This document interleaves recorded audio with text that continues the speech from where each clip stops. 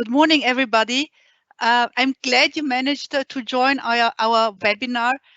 Once again, sincere apologies for this technical delay.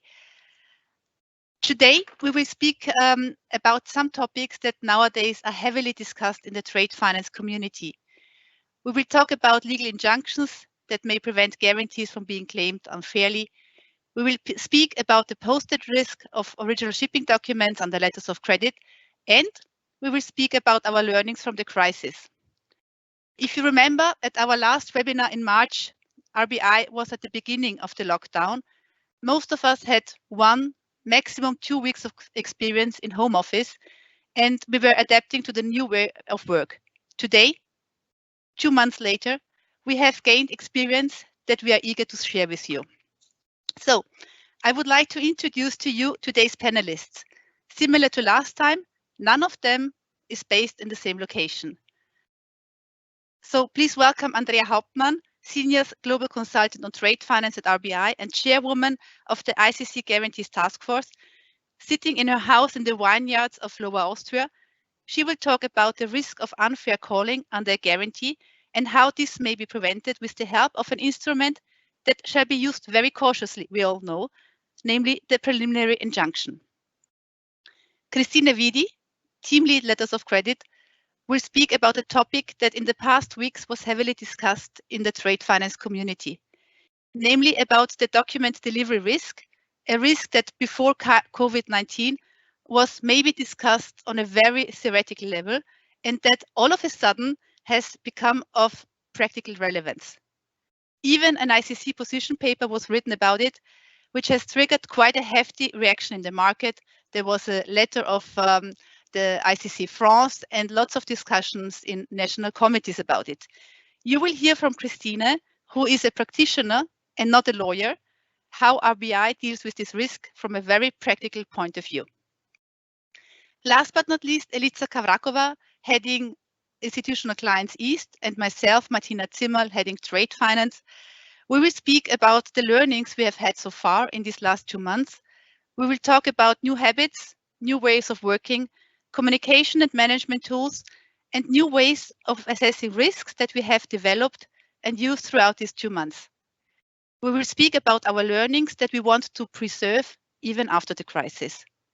If you have questions throughout the webinar, I would kindly ask you to use the small button for the Q&A, and our speakers will answer all your questions at the end of the webinar. So now I would like to pass the word on to Andrea Hauptmann, who will talk about the strengths and pitfalls of the temporary legal injunction. Andrea, the floor is yours. Thank you. Good morning, and once again, also from my side, apologies for the technical delay.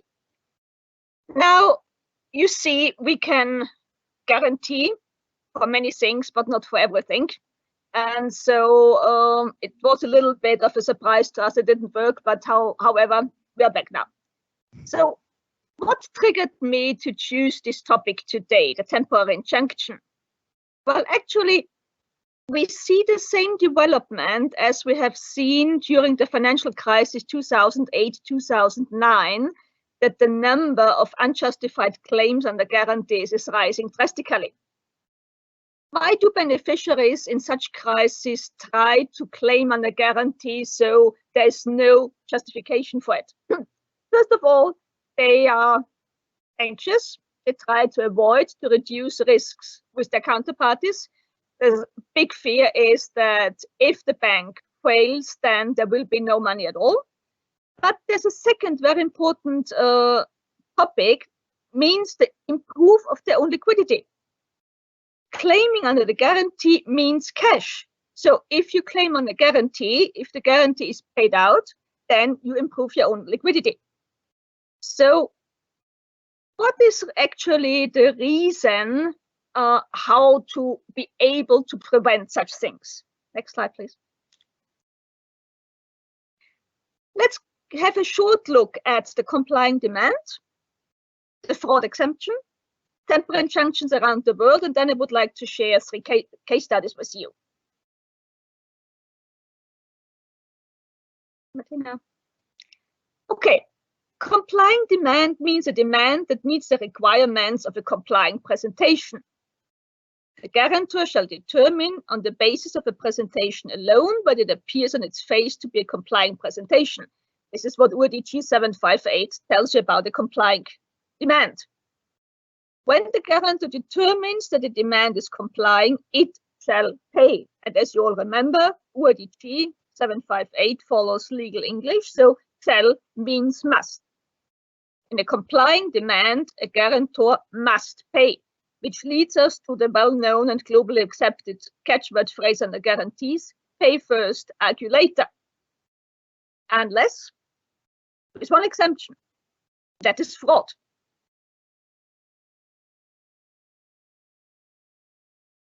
The so-called fraud exemption, what does this mean? First of all, applicant calling you on the phone, telling you not to pay because it is fraud, this is not enough. The account party must provide evidence of fraud, and it must be very clear and conclusive evidence. There is no remaining doubt for the guarantor.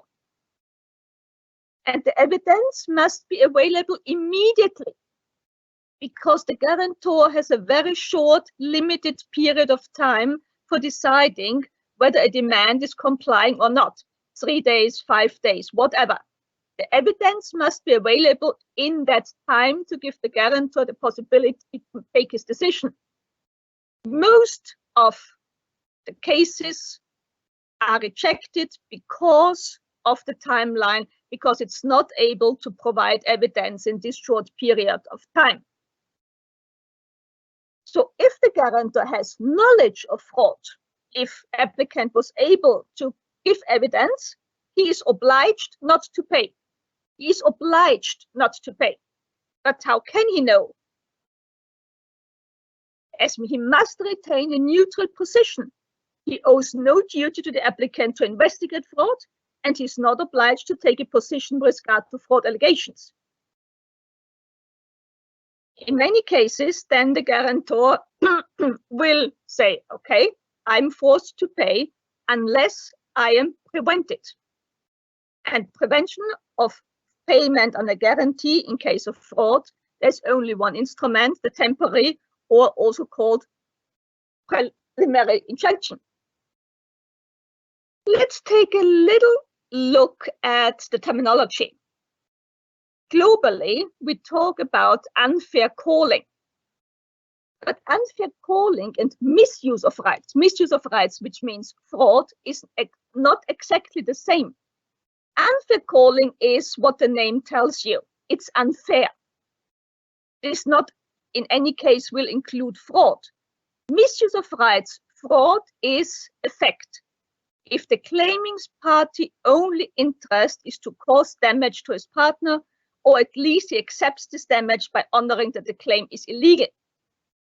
And only in such a case, a temporary injunction may be granted. And once again, this is not just a mere declaration. Applicant must be able to solvently prove this asserted misuse of rights. What about the rules? What can we find in the rules about temporary injunctions? I don't have a good answer to you. UCP 600, you will find nothing. The same in ISP 98, URDG 458, or even URDG 758. Only one set of rules provides you with some information about temporary injunction. That's the UN Convention on Independent Guarantees and Standby LCs in Article 19. For those who have already followed some of our webinars, you know that after the webinar, you will be able to download a PDF. And in the PDF version, then you will find some more information about the UN Convention. What are the characteristics of a temporary injunction? Most important of all, it is no final judgment. It is only a court measure to prevent further damage. Sometimes you will also refer to it as a stop payment order. Proceedings take place at a very short notice. There is no in-depth investigation on the case, and it normally has a limited time of validity. Why do I say normally? Because recently some disturbing developments took place in some countries. I will come to that a bit later on.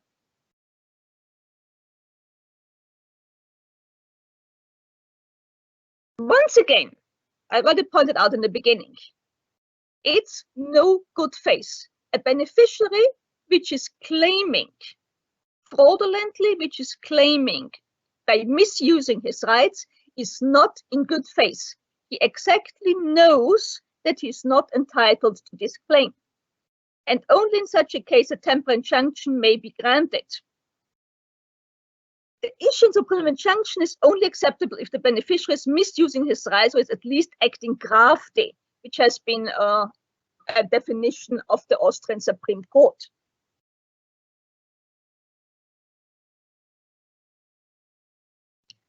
Let's take a very quick global view. What about temporary injunction in the UK? Temporary injunction is a court order prohibiting an action by party to a lawsuit until there has been a trial or other court action. The purpose is to maintain the status quo and prevent irreparable damage. I'll take another look at the USA, where it's more often called a preliminary injunction. It is a provisional remedy that is invoked to preserve the subject matter in its existing condition. So when you look at this, and I could go on with many other countries, most of the countries around the world do have such an instrument, maybe under different names, and in most countries it looks pretty much the same. It's a temporary stop payment order and is no final judgment.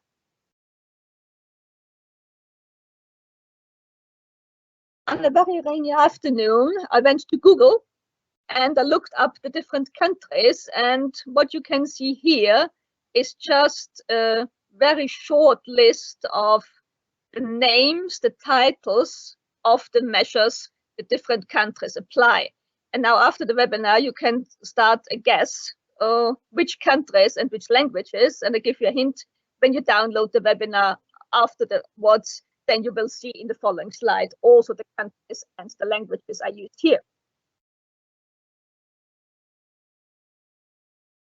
So how can a temporary injunction and a guarantee look like? More or less, there are three options. Preliminary injunction based on non-performance of affecting execution, which means that the beneficiary is prevented from lodging a claim.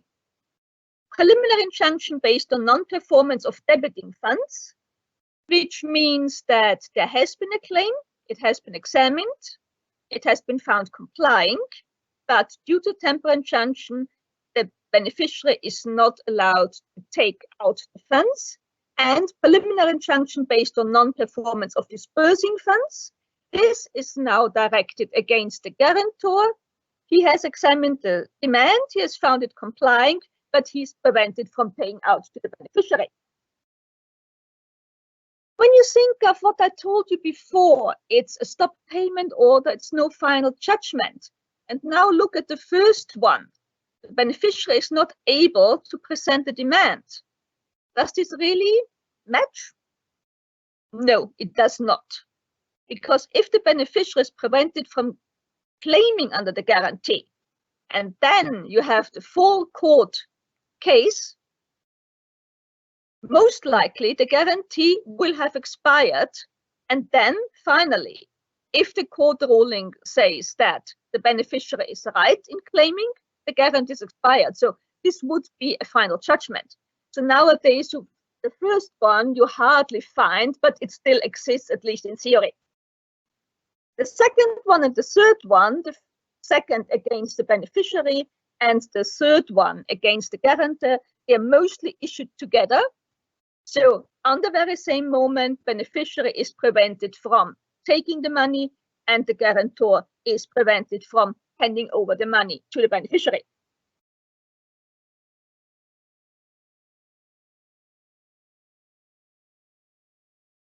What about indirect guarantees? Okay, here it becomes even more complicated. The guarantor is responsible for examining beneficiary's demand, and the guarantor alone takes the final decision whether to honor or not. The counter guarantor, on the other side, is only allowed to examine the demand made by the guarantor under the counter guarantee, which normally is a short and dry notice: we have received a compliant demand and have to pay, full stop. Any documents a beneficiary might have been presenting under the guarantee remain with the guarantor unless otherwise stated in the counter guarantee. So misuse of rights by the beneficiary is very hardly to be proved by the counter guarantor. And if you think of a double indirect guarantee or a chain of counter guarantees, a temporary injunction against the counter guarantor is even more difficult and most unlikely due to the lack of place of jurisdiction. Now, finally, I would like to show you three very brief case studies. The first one, Czech Republic versus Romania. Due to disputes in the underlying business, a construction project, the Czech applicant applies for a temporary injunction against the counter guarantor, a Czech bank, as well as the guarantor, a bank in Romania. The Czech court issued a temporary injunction in time within the 5 days period for examination of the claim, but the Romanian court took no action at all because they were on summer holiday. So the unpleasant result, the Romanian guarantor had to pay under the guarantee and is now under risk to not getting reimbursed by the counter guarantor, who is prevented from payment by the existing temporary injunction. It is very important with an indirect guarantee to not only, for the applicant, not only take an action against the counter guarantor, but also against the guarantor at the same time. Because otherwise you might end up in this problem here, that one is prevented from payment and the other one is left over with the damage. That's an interesting case. Slovakia, Austria, Egypt. There was a Slovak bank instructed, they were not accepted by the Egyptian beneficiary for whatever reason. So they asked an Austrian bank to further instruct the bank in Egypt to issue a performance ban, double indirect guarantee. Massive problems in the underlying business. The delivered machine exploded, and now experts are in dispute whether this explosion is in the responsibility of the seller or has been caused by wrong handling of the buyer. The seller applied for a temporary injunction against all three banks at the court in Bratislava. And the court issues an immediate measure against all three banks. I'll come to that title in a minute. So now, who is bound by this injunction? Definitely the Slovakian bank. Not so clear whether the Austrian bank is bound. The Egyptian bank, the guarantor, definitely is not bound. So what about this immediate measure? This was what I meant with the disturbing developments in recent times, some slides earlier. This immediate measure is possible after a change of law in Slovakia a couple of years ago. And the problem with this immediate measure is that it is not a temporary injunction in the nature we know, and it should be, because it has no deadline. It has no limited lifetime, and the beneficiary cannot take any action against it. So this is an instrument which makes it really, really difficult. And more or less, it's a final judgment. It's a final judgment without a regular court proceeding.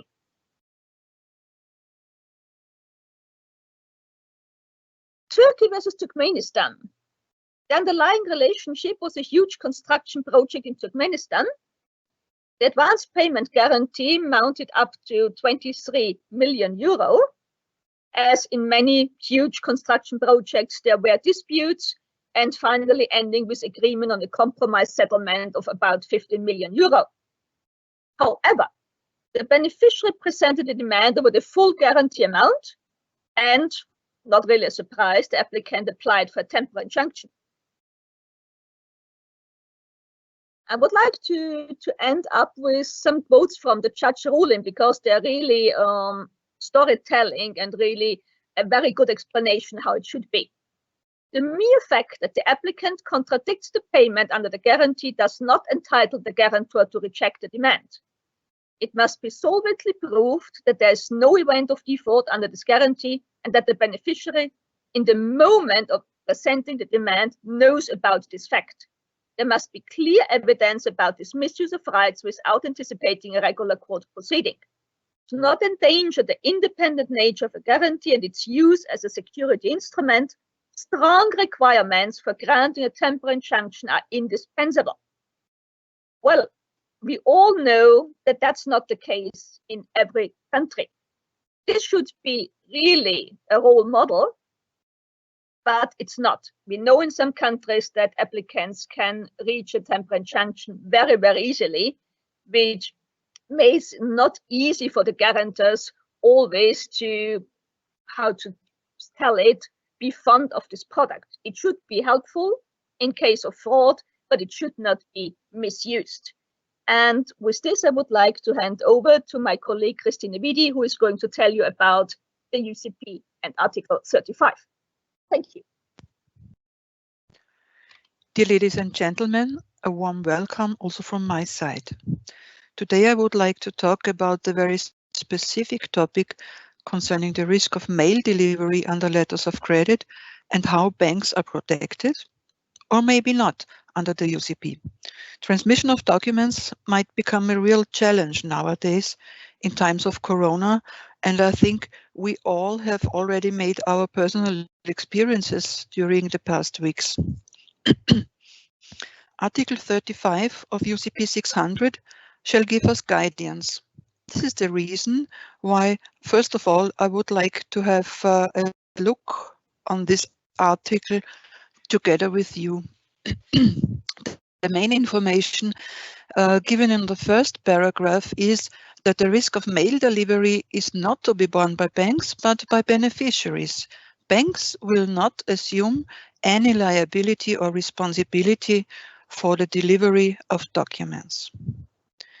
It also contains a very important information about the instructions for transmitting of documents.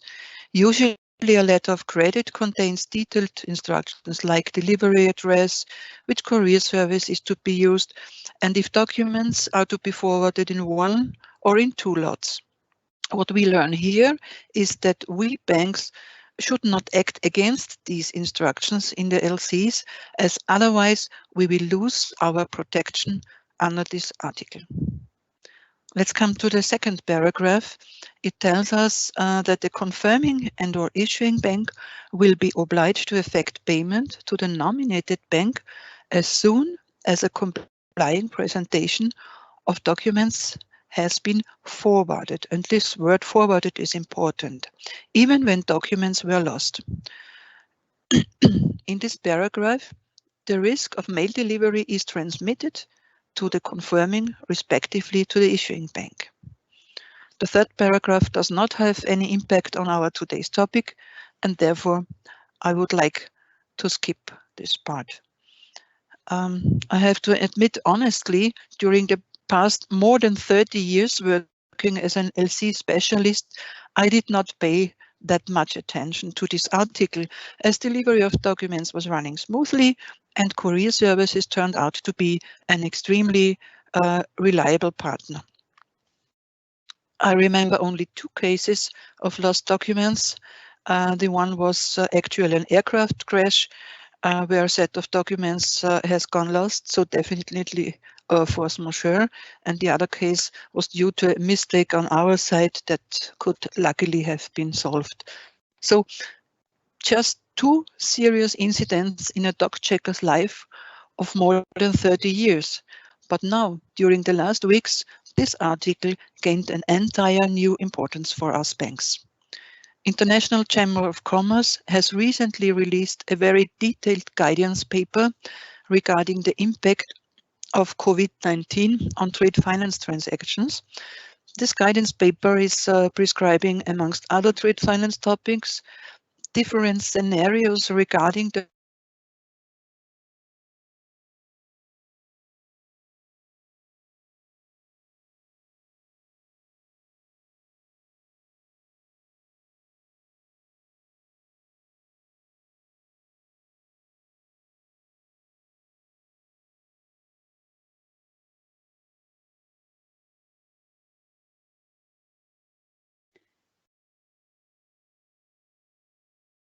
Colleagues, I understand that Christine Vidi cannot be heard anymore. What I would suggest is that we skip this part, yeah, and return to it once Christina is back live again and has fixed her connection problems. And I would suggest that we switch to the last part, yeah, and talk about our learnings that we had throughout the crisis and what actually me and Elitsa and the management team of RBI would like to preserve also for the future. So please let us shortly interrupt that session and let's go to our learnings from the crisis. And Ellie, please take over and guide us through the first points, and I will thereafter take over. Sure, yes. Elitsa speaking, welcome from my side. And I must smile because what happened today is de facto one more learning for us. And also, admittedly, the last 2 months I was working at home. I had my moments of madness because of many things, and because particularly everything was COVID. And I thought, oh my God, when it's going to end up. However, despite the shocks and of course the longer lasting negative effects which each crisis brings per definition with itself, I realized for me, but also for us, that it's also a big chance to learn and develop.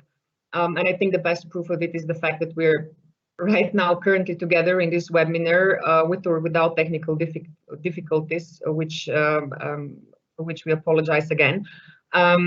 So we definitely plan to continue like this. So this is our 4th webinar, and to be very honest, without the COVID situation, I don't think we would have that quickly used the chance to offer you online our expertise.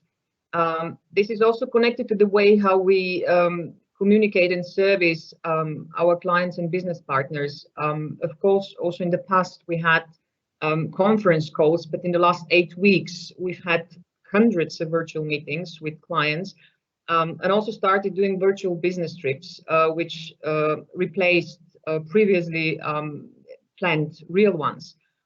We are also advancing on virtual pitchings, because many of you may think that selling or offering products virtually is the same as approaching your clients live, but that's not the case. So how to present your bank services online, how to without the possibility to follow the body language reactions of your counterpart, how to react quickly on immediate new needs of the client and put your own agenda behind, how to win the battle for the headspace of people who are actually facing crisis situation. This was all to a big extent new for us, and we've been learning in the last weeks. What I mean by putting your agenda behind is listen even more carefully to what your counterpart needs right now, and offer whenever possible ad hoc solutions. So from our end, I observed that in the last weeks we definitely fostered creativity and the readiness for disruptive thinking in product offering, which was combined, thanks God, with quicker decision making.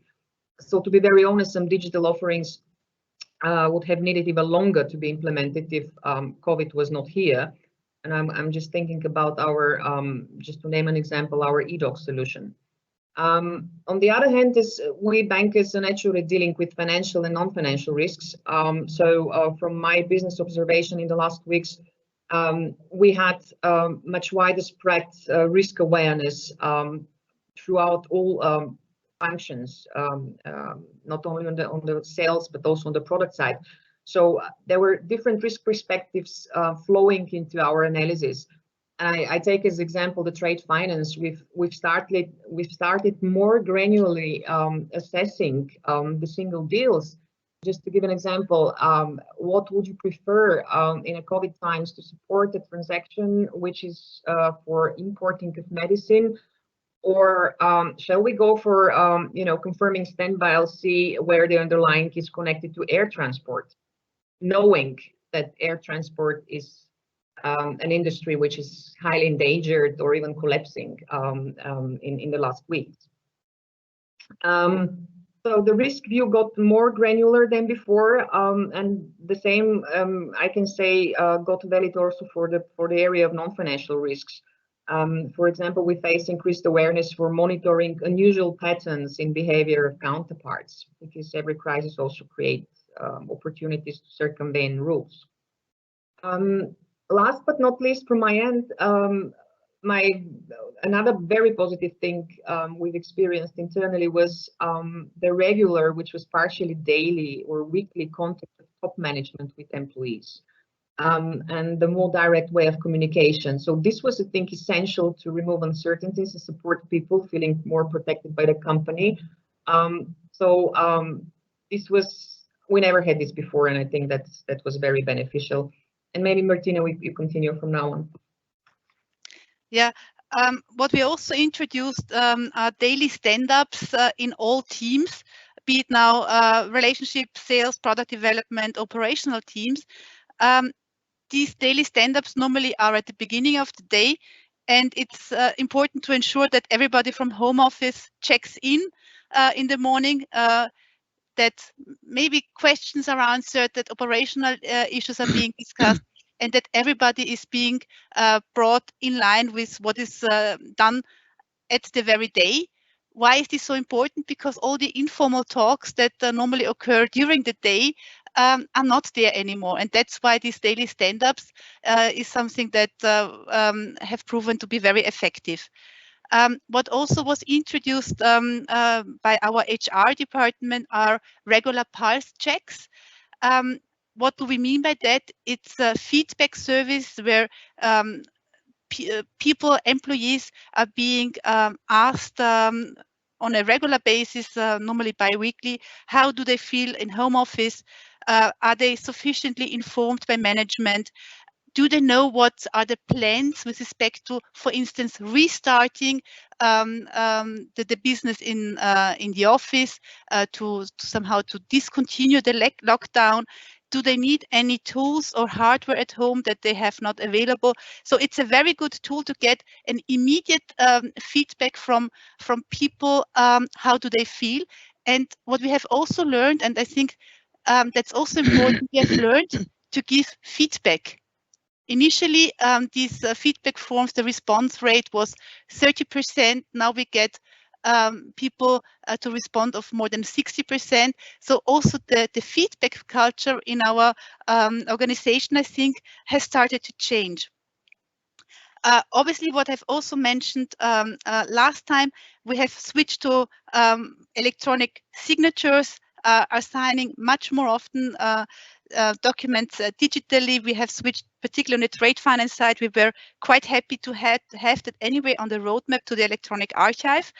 And we see how people like it. Yeah, people are fond of that because it allows them, and we are sure to continue with that also after the crisis. It allows them to do home office. So actually, the social and also private life of people has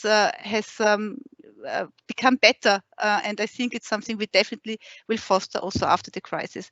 We're using a lot the online collaboration tools such as Microsoft Teams, and what we have also started is to record team meetings, something we did not before. Yeah, I have a department of 90 people.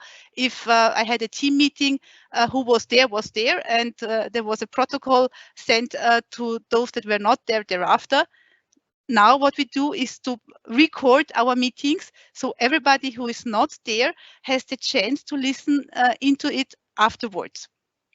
There are regular calls between relationship management, both on the corporate and institutional client side, in order to update each other on the recent developments.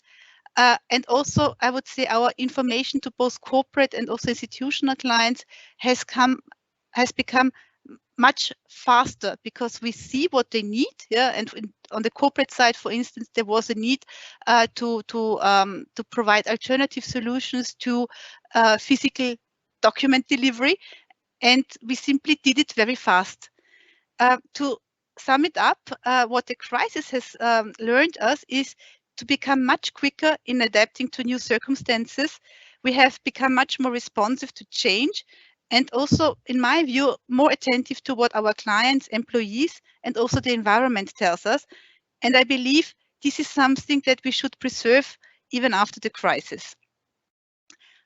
With that, I would like to give the word back to Christina Vidi, who hopefully will be able to hear now. Christina? So yes, I'm back again. Sorry for the interruption. I was still talking to you and was not aware that you couldn't hear me. So maybe you can give me a hint of what was the last part you heard, and then I will try to continue. What you mentioned was that Article 35 was an article that everybody knew, but the practical relevance actually was not a given. Yeah, you mentioned the 30 years of experience you had. Yeah, and that only two times you had the experience that it could be applied. Yeah. So yes, so as I said, just 2 serious incidents in a dog checker's life during more than 30 years. This is not that much. But now in the last weeks, this article gained an entire new impact for us.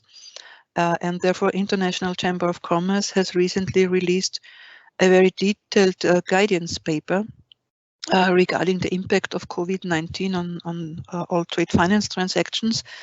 And this guidance paper is prescribing, amongst other trade finance topics, different scenarios regarding the transmittance of documents under LCs.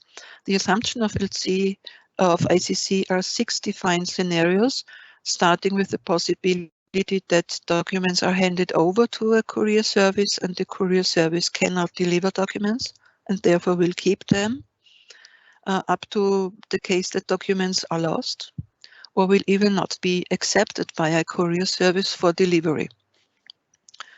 To keep a long story short, the basic statement in this ICC paper is that the pre-static banks are protected under Article 35 regarding each prescribed scenario.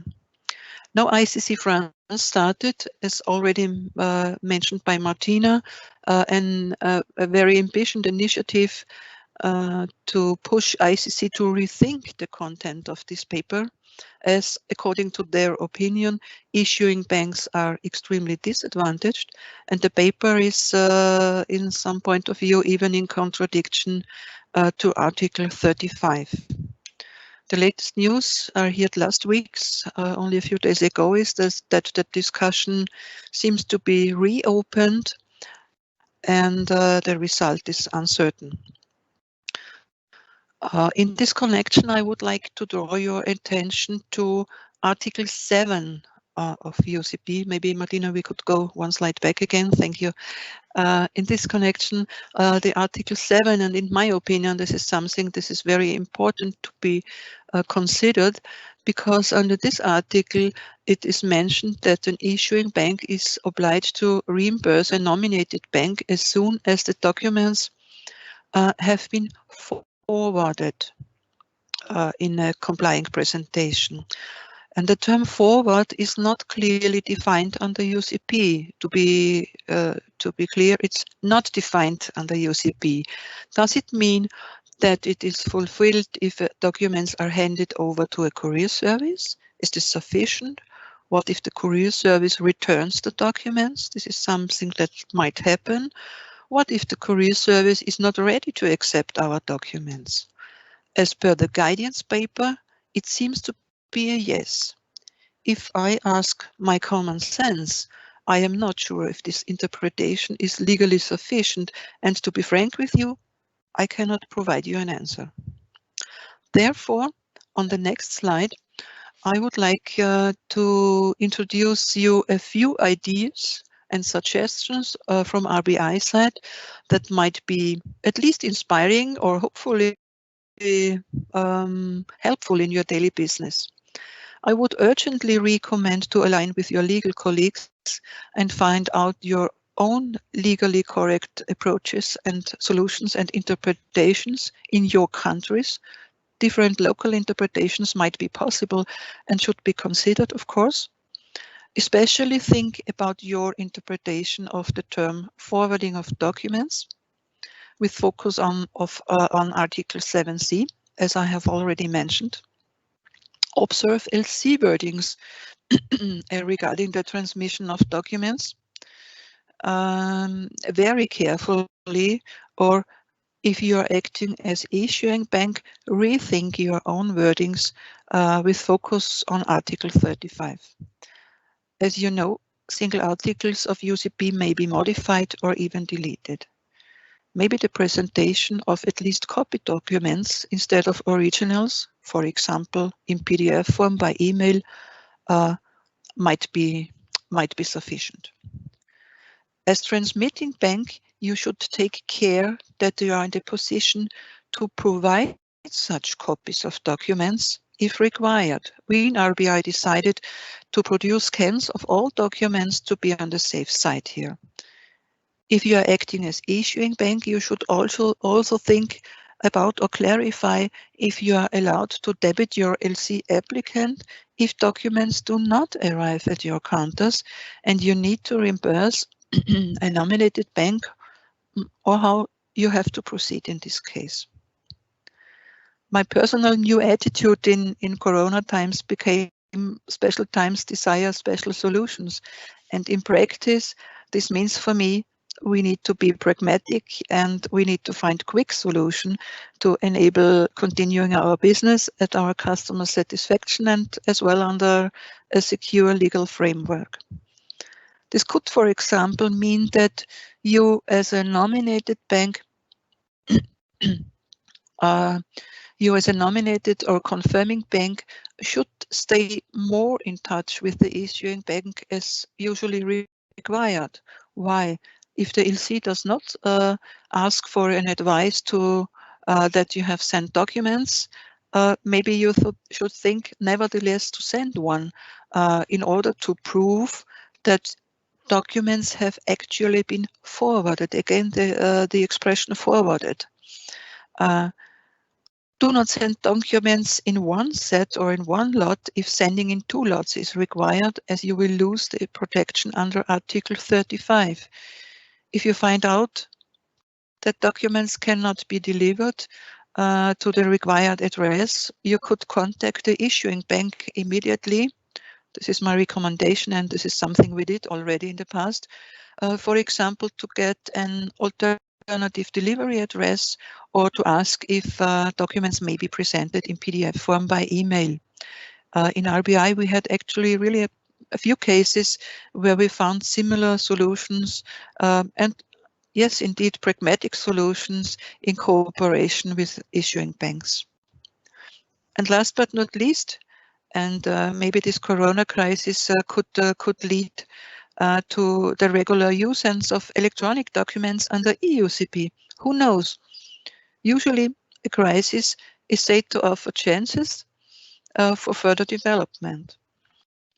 Thank you for listening, and I'm looking forward to answer your questions in the following Q&A session.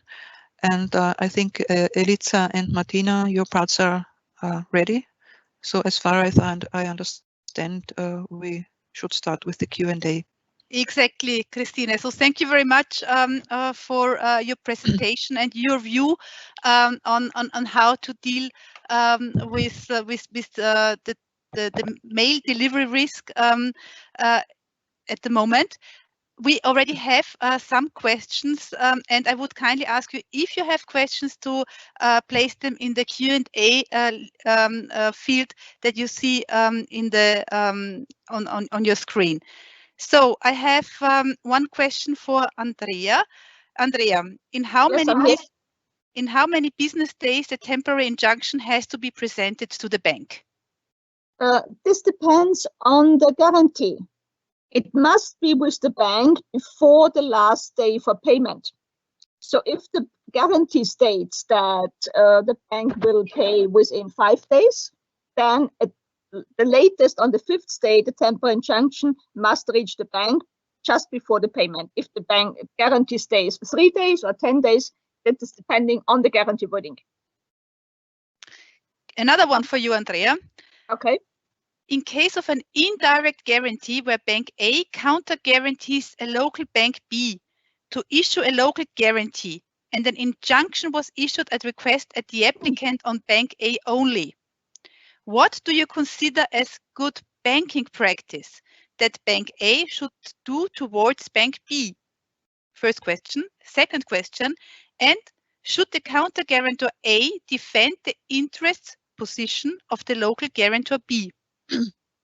Okay, very good question indeed. So that's the worst thing the applicant can do. But this happens very often, unfortunately, because the lawyers who prepare the temporary injunctions normally have no idea about international guarantee business. Always consider that guarantee and counter guarantee are independent from each other. So if the counter guarantor is bound by the temporary injunction, the guarantor, in our case, the local bank B, must pay.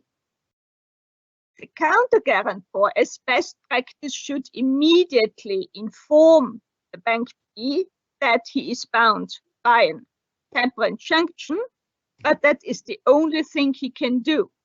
He cannot fight for the local bank's interest because this guarantee is independent. It has nothing to do with the local guarantee. What he also can do is to inform the applicant how it should be done properly, so that the applicant also has to file for an injunction against the local bank B. That's the only thing he can do. Thank you, Andrea. There's another one for you. Okay. A long one. A long one. We had to pay under our letter of guarantee issued based on 2 counter guarantees. We have sent complying demand under the 2 counter guarantees, but the issuing banks received a temporary payment injunction until an arbitral award is received. We want to know if the issuing bank's undertaking to pay under the counter guarantee remains in full force and effect after the expiry date, if the arbitral award is not received until then. That's a tricky one. It's a tricky one, yes, and of course it depends on the applicable local law, but generally speaking, yes. If the demand has been presented before the expiry of the guarantee, if the demand was complying, so only the payment was outstanding, the payment under guarantee can be effected after the expiry date of the guarantee. So in that case, if the arbitral award is in favor of the local bank and the guarantee, the claims have been complying demands, then the payment of the counter guarantee can also be effected after expiry. Thank you, Andrea. Christine, there is one question for you, namely, please explain the contradiction between the ICC paper and Article 35. Yes, the contradiction is, and that in this position paper there is this expression forwarding, or the forwarding of documents is not clear, or maybe could be interpreted that as soon as I am ready to forward and courier service does not pick up documents, documents could be seen as already forwarded, and an issuing bank would be obliged to pay. And I think this is the topic that ICC France would like to pick up and would like to bring in a new discussion. And luckily, I think they succeeded, and this is something that we should rethink, or maybe my suggestion would be, if you can have a look on this position paper, please read it. It's really interesting, and then you will see what is meant by what could be seen critical. Yeah, there is a comment. I don't think it's a question, but it's a comment. Yeah, from one of our colleagues saying, interesting, but Article 35 is already very clear, stating that banks assume no liability or responsibility for delay in delivery of documents. If courier does not collect the documents, then obviously the delivery of the documents will be delayed. Yes, and this is exactly that discussion under this position paper that is not really clear. So the desire of ICC France is either to rethink and to redefine the position of ICC, or on the other hand, and this is only my personal opinion, to change Article 35. So I think it would go too far to discuss the whole position paper here under this webinar. This could fill a new webinar if you wanted to see it so. But the contradiction is really between or is to be seen in connection with this position paper. Mm-hmm. There's another comment I just read out and give you, Christine, the possibility to reflect on it. Mm-hmm. Yeah, a comment saying, very interesting and knowledgeable speaker, but there is no specific time for forwarding documents under UCP. In fact, banks regularly forward documents after credit expired. Yes, so if you send documents under an LC that it is expired, we don't have a complying presentation. So UCP do always speak about forwarding of a complying presentation. So even if all documents are fine with LC terms and according to UCP, if documents are forwarded and then presented after expiring, the obligation of the issuing bank will end. So because the issuing bank is the bank that is giving their result of checking documents at the end. Thank you. There is another one for Andrea. Thank you for this webinar. I have a quick question. Did you experience any real case which issuing confirming guarantor banks refers to pandemic to avoid their payment responsibilities? But that could be also one for Christine. Andrea. I think it's for both of us. I exactly. Yeah. At the moment, we have seen two countries. The one is Russia.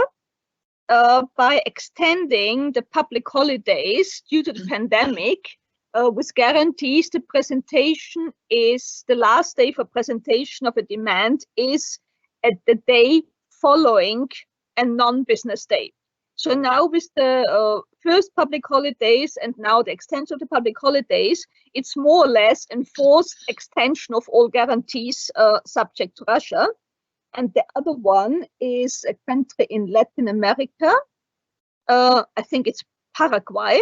They have, the government in Paraguay has issued a more or less law that forces all banks to extend their guarantees until end of June.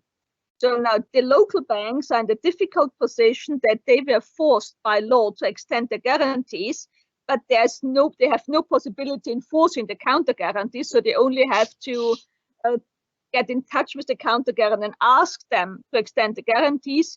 If they refuse, the local banks are left over with the risk without being protected by the counter guarantee. That's the two countries at the moment we know that they, in some sort or other, refer to the pandemic. Christina, is there anything you want to add? Yes, my answer is quite shorter than that of Andrea. It's a clear no. Even better, what we experienced is that some banks approached us with their problems in receiving documents. For example, Algeria, this is really a good and positive example. In Algerian banks informed us that if there might be a problem in delivering documents in original, it is automatically allowed to present documents as PDFs by email. So this is really a very positive approach, and up to now we did not need to use this possibility. There is one comment that I think, Christina, goes more in line what we think, namely it appears Article 35 was very clear, but guidance paper created confusion, and that is also how it appears to me. Yes, it's definitely a yes, and this is also our opinion. The local committees have, of course, been asked, and we also gave our opinion via ICC Austria to ICC, and this was exactly our comment. There is a lot of confusion. Something is not really clear, or maybe just not understood clearly, or not formulated exactly. In our opinion, that this discussion should be reopened, and this was actually happens, and we are very happy about this. Okay, there is another questions I have difficulty seeing. Just 1 second. Question to Christine Vidi. A customer has to present an insurance certificate under NLC. Company at the moment does not issue originals, but only PDFs marked as original. Is this acceptable under the LC? This is a good question, and if I would be in the office and the customer would ask me that question, I would say I want to see that documents, because usually insurance certificates are issued with a facsimile signature and are marked as originals. And to be honest, in the last years, we do not know if the insurance certificates or policies that we received are printed out from as a PDF form, or if this is an original or not. I think the UCP gave us a very clear guidance about that, about if you have a look on the other article about originals and copies, there could be answers. Documents could be marked as original, but need not necessarily to be. And about original signatures, we have a clear statement that facsimile signatures are acceptable. There is one for probably Andrea. Does RBI use international insurance services for trade finance losses of force majeure situation? Do you have any advice in this regard? Andrea, my question to you is, can even force majeure be insured? Because that's what I was thinking. I have never seen such an insurance certificate. Yeah. Force majeure normally is excluded, but we don't know what the future will bring. Maybe an insurance company sees a new type of business for this, but right now, normally, force majeure events are excluded. Mm-hmm. Thank you. There is one comment, and thanks for that, yeah, of a colleague saying, also in Peru, the government has obliged banks to extend the guarantees. Same problem. So it seems that Peru, and thanks for that, it's always good if we share knowledge also in this type of formats. We have the same topic like in Russia. Yes, exactly. I see no further questions. There is another one. Okay, let's do that one.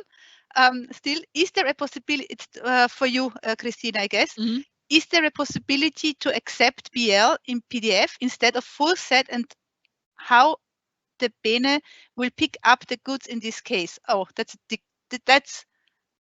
a difficult one, yeah? This is a difficult one, and I would say it depends.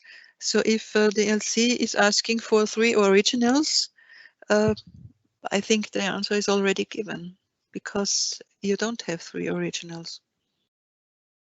And if the beneficiary is allowed to pick up the goods with that PDF documents, actually depends on the freight forwarders or carriers at the end of or at the port of destination where the goods arrive, if they are willed to do so or not. And this is maybe something that is decided in each and every country differently. What we know from Algeria, so I have to talk again about this positive example.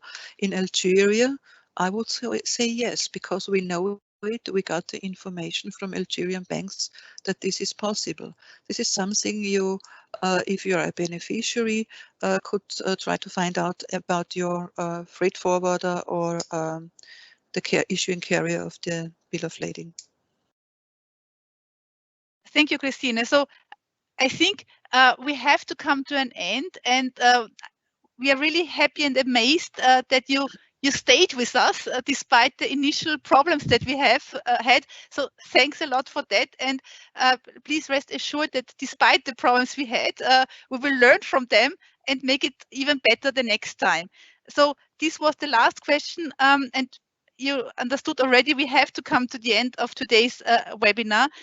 I would really like to thank our panelists, that delivered a really good show despite all the problems that we had, and also the colleagues behind the scenes, Herbert and Raphael, that were in charge of organizing the webinar.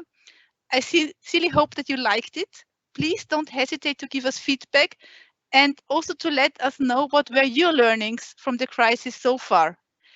I would like to conclude our session with a positive outlook. In every crisis, there is also a chance.